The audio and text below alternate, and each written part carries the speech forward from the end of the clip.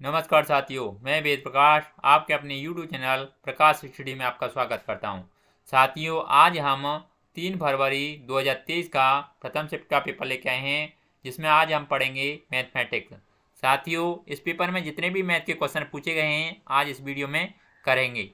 साथियों, अगर चैनल पर पहली बार आए हैं, आपने चैनल सब्सक्राइब नहीं किया है तो प्लीज़ चैनल को सब्सक्राइब कर लें, वीडियो को लाइक तथा शेयर कर दें। साथ ही इससे पहले हम बाल विकास एवं शिक्षा शास्त्र तथा एनवायरमेंट स्टडी और सामान्य हिंदी की वीडियो बना चुके हैं, आप प्लेलिस्ट में जाके देख सकते हैं। आइए स्टार्ट करते हैं क्वेश्चन नंबर 31 से। इसमें पूछा है, 3 विद्यार्थियों के समूह में गणित पढ़ने से पहले और बाद में प्राप्त अंकों को यह तालिका दर्शाती है। समूह पढ़ने से पहले के अंक ये दे रखे हैं और समूह में पढ़ने के बाद के अंक यह दे रखे हैं।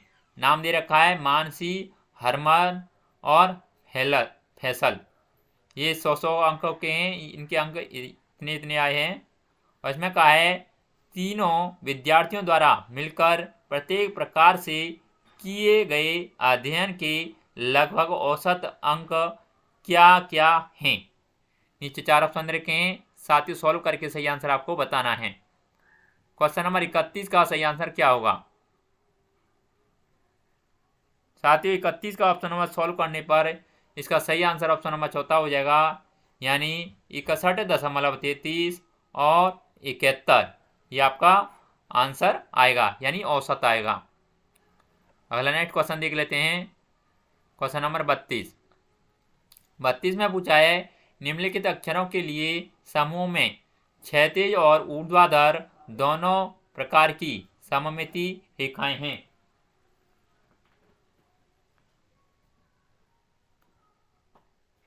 नीचे 4 ऑप्शन दे रखे हैं, 4 ऑप्शनों को पढ़ के सही आंसर आपको बताना। क्वेश्चन नंबर 32 का सही आंसर क्या होगा? साथ ही सॉल्व करने पर इसका सही आंसर ऑप्शन नंबर सेकंड हो जाएगा, यानी XHO। अगला नेक्स्ट क्वेश्चन देख लेते हैं। क्वेश्चन नंबर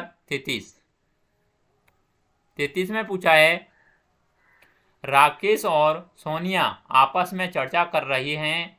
राकेश कहता है त्रिज्या व्यास की दुगुनी होती है और सोनिया कहती है त्रिज्या व्यास की आधी होती है। निम्नलिखित विकल्पों में से कौन सा सही है? नीचे 4 ऑप्शन रखे हैं, 4 ऑप्शनों को पढ़ के क्वेश्चन नंबर 33 का सही आंसर आपको बताना है।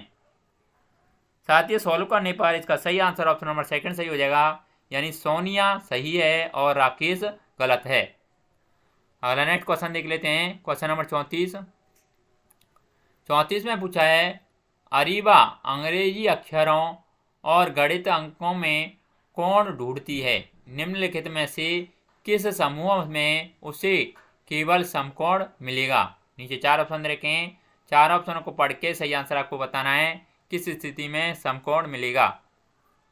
साथियों, क्वेश्चन नंबर 34 का ऑप्शन नंबर तीसरा सही हो जाएगा, यानी H5E में समकोण मिलेगा। इसका सही आंसर ऑप्शन नंबर तीसरा हो जाएगा। अगला नेक्स्ट क्वेश्चन देख लेते हैं। क्वेश्चन नंबर 35 में पूछा है, किसी संख्या के गुणनखंड खालिस्तान को आपको बढ़ना है। नीचे 4 ऑप्शन रखे हैं, होते हैं। नीचे 4 ऑप्शन रखे हैं, 4 ऑप्शन को पढ़ के सही आंसर आपको बताना है। क्वेश्चन नंबर 35 का सही आंसर क्या होगा? साथ ही 35 का ऑप्शन नंबर पहला हो जाएगा, यानी संख्या के बराबर या उससे कम। अगला नेक्स्ट क्वेश्चन देख लेते हैं। क्वेश्चन नंबर 36 में पूछा है, वेणु को 25 सितंबर 2021 के दिन घर में सफाई करते समय अपना जन्म प्रमाण पत्र मिला। उसने देखा कि उसकी जन्मतिथि प्रमाण पत्र में 5 सितंबर 1995 लिखी थी। 5 दिसंबर 1995 लिखी थी। जब वेणु को प्रमाण पत्र मिला तो उसकी आयु लगभग कितनी थी? नीचे 4 ऑप्शन रखे हैं, 4 ऑप्शन को पढ़ के सही आंसर आपको बताना है। साथियों, 25 सितंबर 2021 से लगाना है आपको। साथियों, इसे सॉल्व करने पर, इसे निकालने पर क्वेश्चन नंबर 36 का सही आंसर क्या होगा? साथियों, 36 का ऑप्शन नंबर सेकंड सही हो जाएगा, यानी 25 वर्ष 9 माह 6 महीने।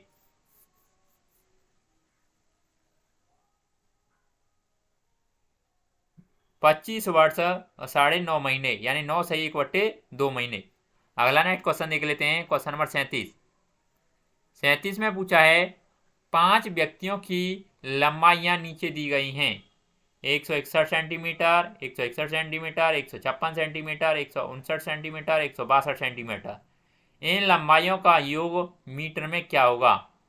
साथियों, इन सभी का टोटल करके मीटर में निकालेंगे तो इनका सही आंसर क्या आएगा?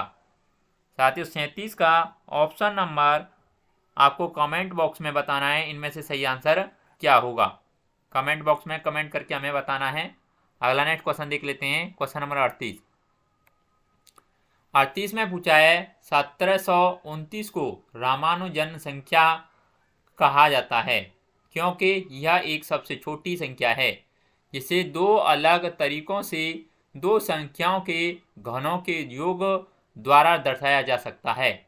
निम्नलिखित में से संख्याओं के कौन से युग्मों के घनों से यह संख्या प्राप्त होगी?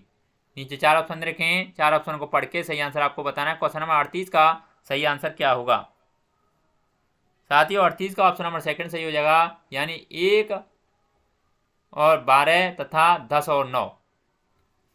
अगला नेक्स्ट क्वेश्चन, क्वेश्चन नंबर 39 में पूछा है 3 मित्र क्रमशः 20 मिनट, 30 मिनट और 45 मिनट के अंतराल पर अपने मोबाइल फोन पर संदेश प्राप्त करते हैं। उन्हें संदेश एक निर्धारित समय पर एक साथ प्राप्त होना शुरू हुआ। वे कितने समय के बाद पुनः एक साथ संदेश प्राप्त करेंगे? नीचे 4 ऑप्शन रखे हैं, 4 ऑप्शन को पढ़ के सही आंसर आपको बताना है। क्वेश्चन नंबर 39 का सही आंसर क्या होगा? साथियों, सॉल्व करने पर 39 का ऑप्शन नंबर चौथा सही हो जाएगा, यानी 3 घंटे।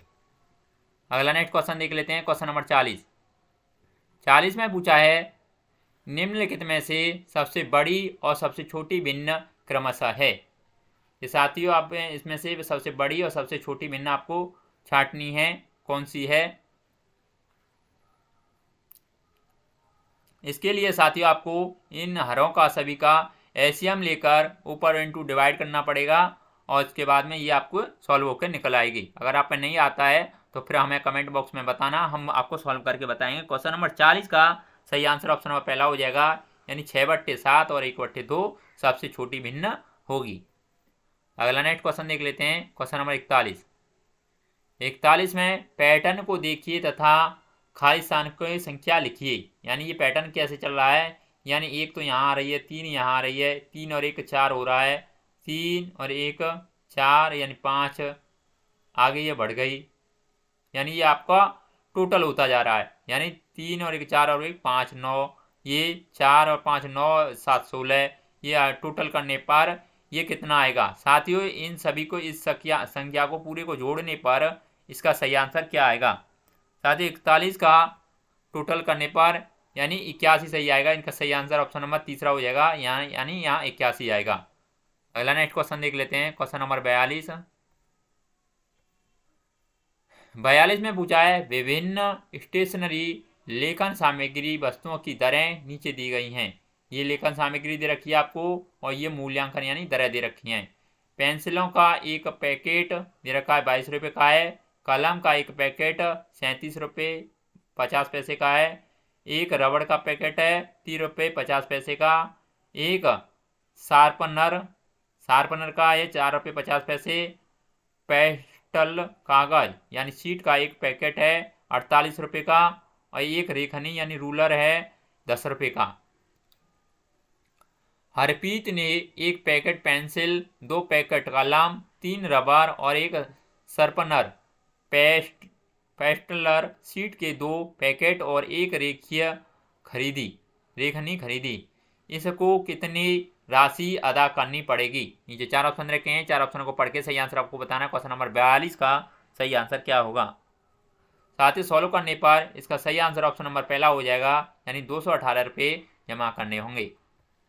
अगला नेक्स्ट क्वेश्चन देख लेते हैं। क्वेश्चन नंबर 43 में पूछा है 10,011 को 101 से भाग देने पर क्या शेष बचता है?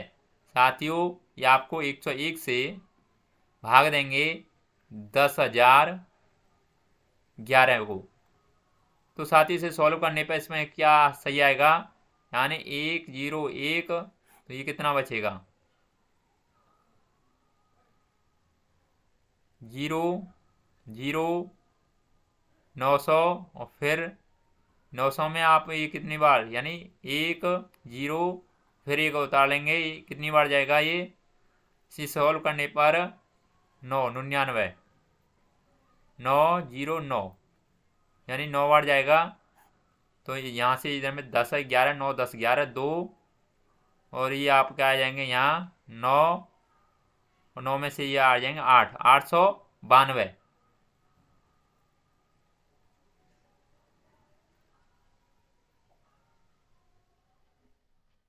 892।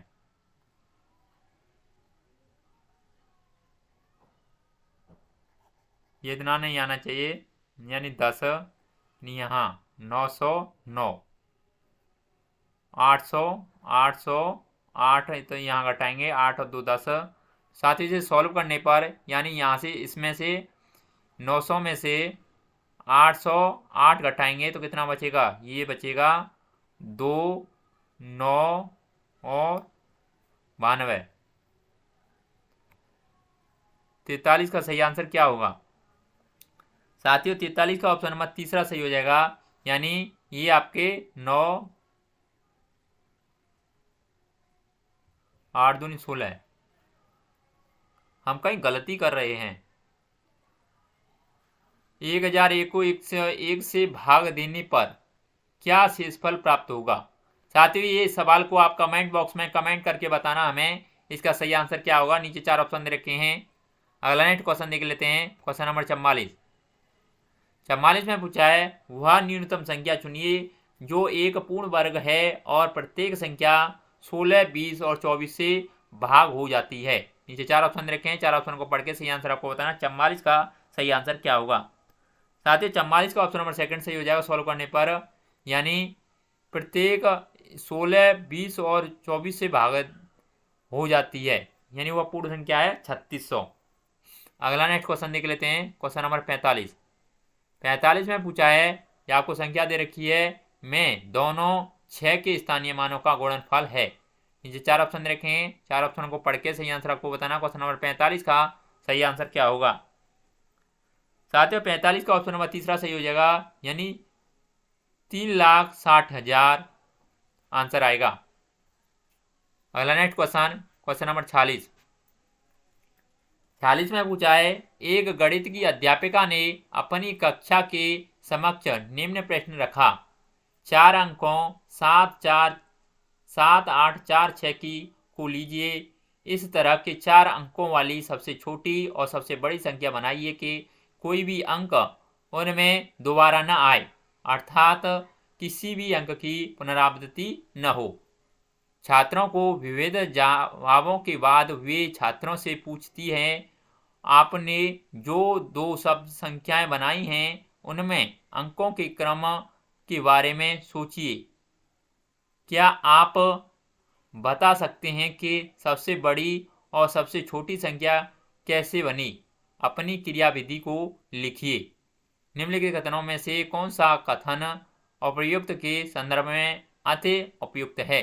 नीचे 4 ऑप्शन रखे हैं, 4 ऑप्शन को पढ़ के सही आंसर आपको बताना है। क्वेश्चन नंबर 46 का सही आंसर क्या होगा? साथियों 46 का ऑप्शन नंबर तीसरा सही हो जाएगा, यानी शिक्षिका छात्रों द्वारा दिए गए उत्तरों में सम्मिलित उनकी चिंतन प्रक्रिया को समझना चाहती है। अगला नेक्स्ट क्वेश्चन नंबर 47 में पूछा है निम्नलिखित में से कौन सा रचनात्मक आकलन के लिए प्रयोग नहीं होता? नीचे 4 ऑप्शन रखे हैं, 47 का सही आंसर आपको बताना है। 47 का सही आंसर क्या होगा? साथियों 47 का ऑप्शन नंबर तीसरा सही हो जाएगा, यानी सत्रांत परीक्षा। अगला नेक्स्ट क्वेश्चन देख लेते हैं। क्वेश्चन नंबर 48 में पूछा है एक गणित के अध्यापक अपने छात्रों के समक्ष निम्नलिखित इबारती सवाल शब्द समस्या रखते हैं। समाचार पत्र की एक प्रति में 12 पन्ने हैं। हर रोज 500 प्रतियां छपती हैं। कितने कुल पन्ने हर रोज छपते हैं? एक छात्र जवाब देता है कि उत्तर 1,25,000 से 1,30,000 के बीच होगा। निम्नलिखित में से कौन सा कथन उपयुक्त के लिए सही है। नीचे 4 ऑप्शन रखे हैं, 48 का सही आंसर आपको बताना है। साथियों 48 का सही आंसर क्या होगा? साथियों 48 का ऑप्शन नंबर सेकंड सही हो जाएगा, यानी अनुमान रोजमर्रा के गणित में इस्तेमाल होता है, अतः शिक्षक को छात्र के अनुमानित उत्तर के लगभग सटीक होने की प्रशंसा करनी चाहिए। अगला नेक्स्ट क्वेश्चन देख लेते हैं। क्वेश्चन नंबर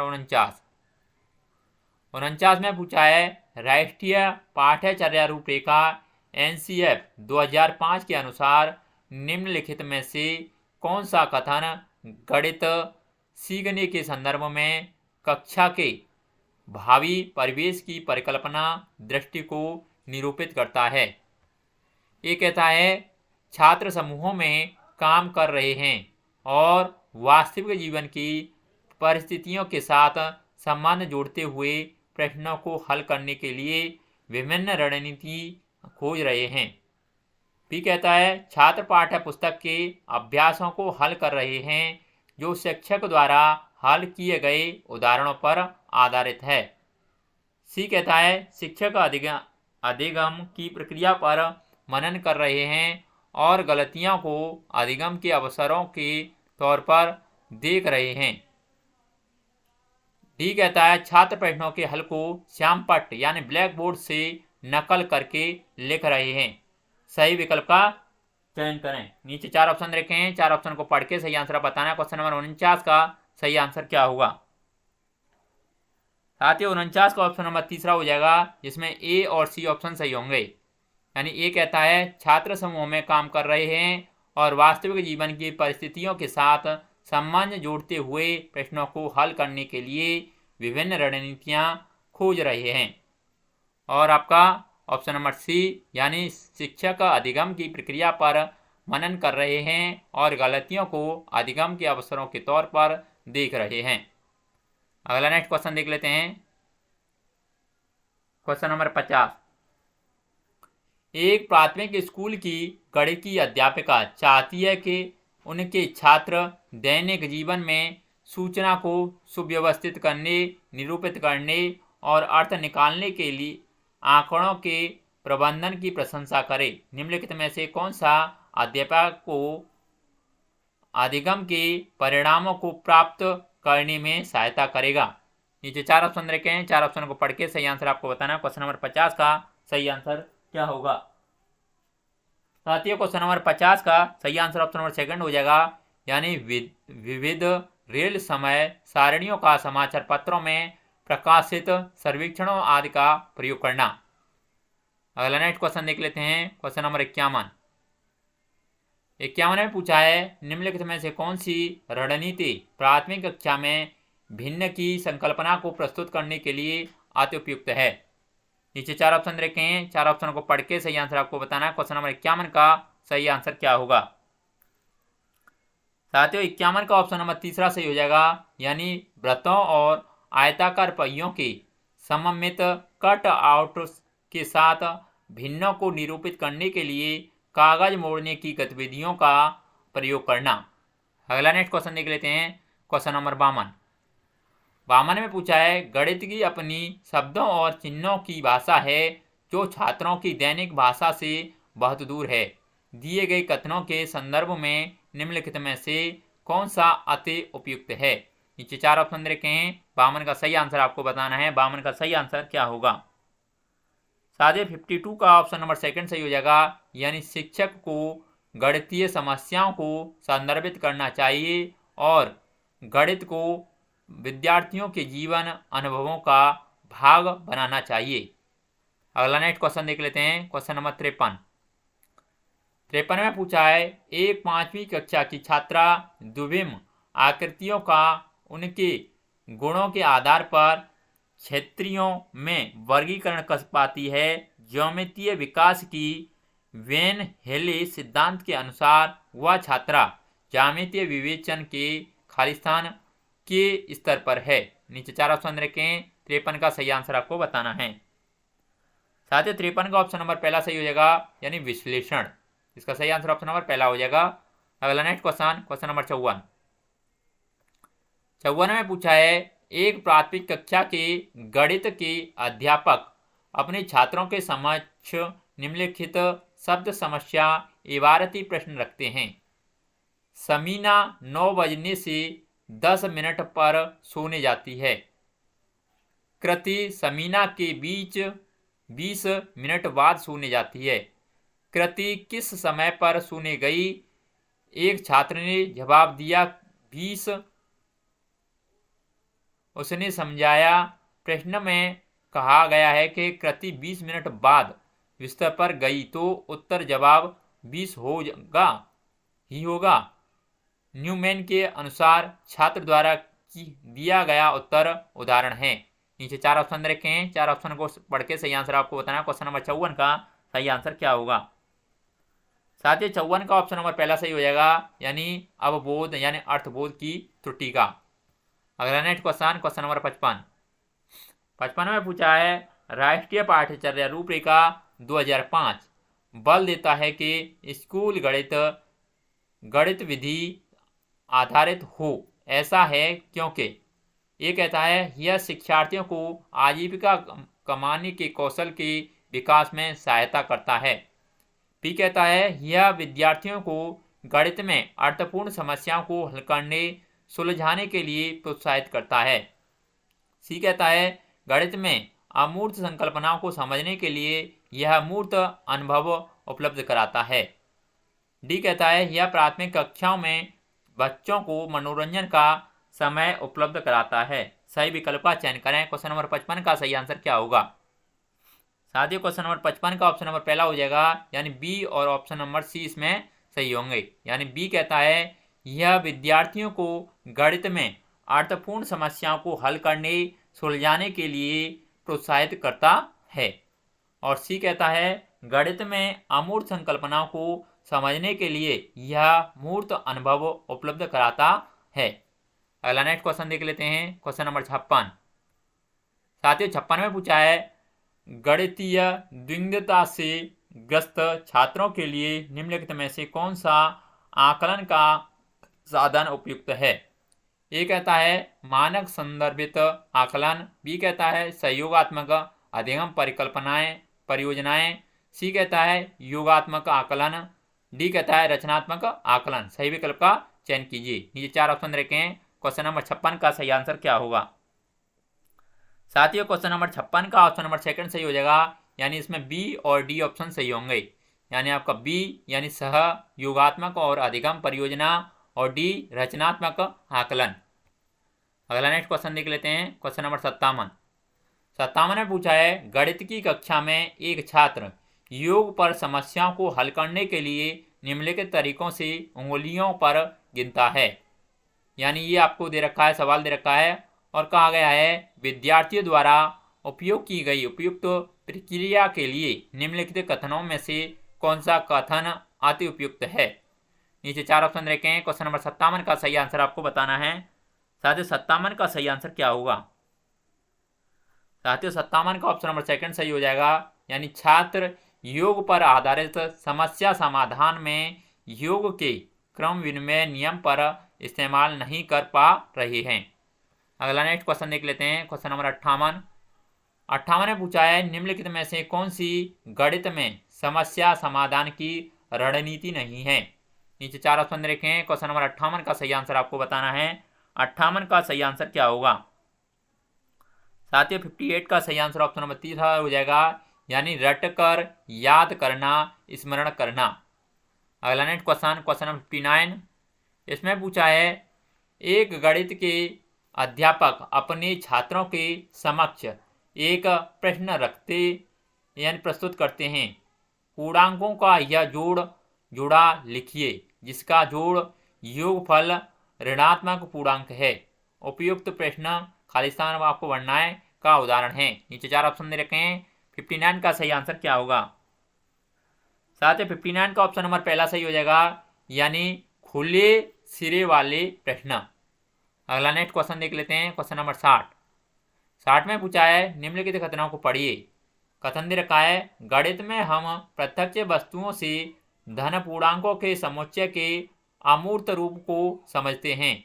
इस समुच्चय में हम शून्य सम्मिलित करते हैं और पूर्णांकों का समुच्चय प्राप्त होता है।